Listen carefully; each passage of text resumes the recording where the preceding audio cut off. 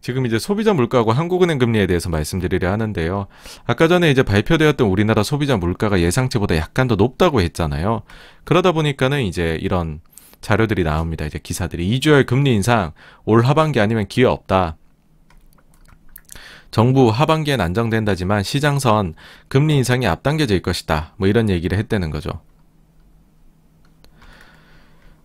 보시면은 이제 뭐 정부나 이런 데에서는 하는 얘기가 통계청이 얘기했네요. 하반기에 들어서 기저효과 요인이 없어지면 물가가 안정세를 되찾을 것.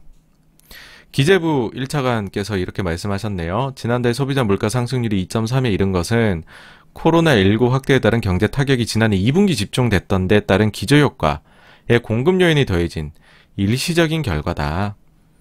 그래서 하반기엔 그 가능성이 제한적이다 라고 얘기를 했다고 합니다. 그치만은 이제 대책을 내놔야 되겠죠. 소비자 물가가 너무 높은데 라고 해서 내놓은 대책이 정부가 엄청난 대책을 내놨네요. 5월에 계란을 추가로 수입하겠다 하고요. 대파하고 양파를 조기 초라하는 거를 독려하겠다고 하고요. 구리, 알루미늄 주석을 조달청에 있는 비축 물량을 할인해서 방출하겠다라고 합니다. 이러면 물가가 잡히나 봐요, 여러분. 자, 그러면은 이제 5월 27일 날에 금통위가 있습니다. 그러니까 지금 이제 좀 만약에 외곽에게 배팅을 하고 싶다라고 하면 5월 27일 날에 혹시나 금통위에서 뭐 인상 얘기한다 이건 절대 아니고요. 그러니까 한 명 정도의 소수 의견이 나올 수 있지 않을까라는 생각을 저는 조심스럽게 해봅니다.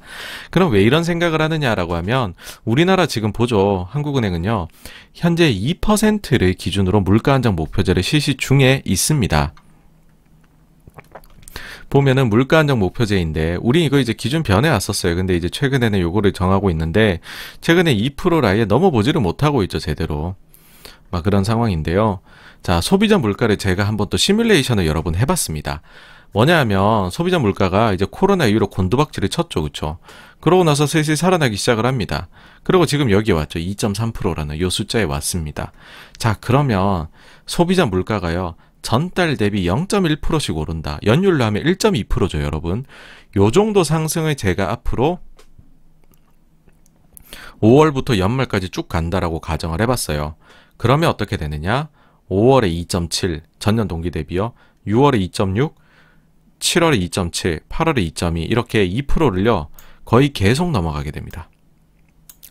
그러니까 일시적이다라는 말을 우리나라는 못할 가능성이 있어요, 하반기에. 이거를 연간으로 따지면요. 연간 물가 상승률이 2.4%로 2021년 예상이 됩니다. 하반기 숫자도 그렇고 연간도 그렇고 다 2를 넘어가게 되면 뭔가 더 일시적인 거에 대한 더 대단한 이유가 나와야 되겠죠. 아니면은 뭐 계란 좀 더 수입하는 거 이상의 대책이 나와야겠죠, 여러분. 그러면 이 물가 상승이 그동안 기준금리에 영향을 줬을까라는 건데 보시면은 요 위로 한번 올라가 볼게요. 올라가 보시면은 이때는 이제 위기가 와서 금리 튀었던 거고 요거 제외하면 2010년도, 2011년도가 뭐 한 3% 이상의 아주 물가 상승이 나타났던 때입니다. 기억해두세요. 10년, 11년. 밑에 보시면은 이게 한국은행 기준금리 추이인데요. 2010년 7월 인상, 11월 인상, 2011년 1월 인상, 3월 인상, 6월 인상 있었습니다. 우리는 소비자 물가에 생각보다 예민하게 반응하십니다. 네. 다만 여기에는 변수가 있습니다. 뭐냐? 내년 3월에 대선이라는 거죠. 어디까지 사실은 중앙은행이 정치적일 수 있을까라는 생각도 합니다. 근데 사실 이런 큰 일을 앞두고서는 못 움직이기는 하죠. 이거 하면은 완전 이제 정부하고 척지겠다는 거니까. 그러다 보니까는 사실은 저는 한국은행이 내년 대선 전에 금리를 올릴 거다라는 생각은 안 합니다. 이런 물가 요인이 막 작용을 하고 시중금리가 오르더라도요. 근데 중간에 소수 의견은 충분히 나올 수 있지 않겠느냐. 그러니까 시그널은 줄 수 있다라는 생각을 해요. 그러면 어떻게 되느냐? 자, 86번가에 연초 여러분 텐서프라이즈 기억을 하시죠? 여기 보면은 제가 꼽았던 요인 중에 하나가 텐서프라이즈 중에 하나로 한국은행이 혹시 금리 인상 시그널을 올해 줄 수 있지 않을까? 라고 했던 거고요.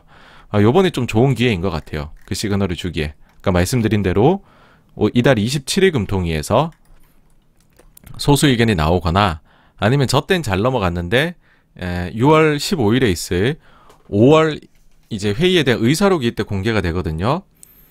근데 이제 여기에 대한, 이제 의사록이 공개됐을 때 여기에서 조금 사람들이 매파적인, 그런 코멘트들을 많이 했을 가능성, 뭐 이런 게 있을 거다라고 생각을 합니다. 그래서 요거에서 만약 시그널이 나오면은, 텐서프라이즈 중에 하나 맞추는 걸로, 그렇게 하면 되지 않을까 생각이에요. 그래서 이제 잊을만 하면 다시 봐야 됩니다. 계속. 이제 과거 텐서프라이즈가 어떠했느냐,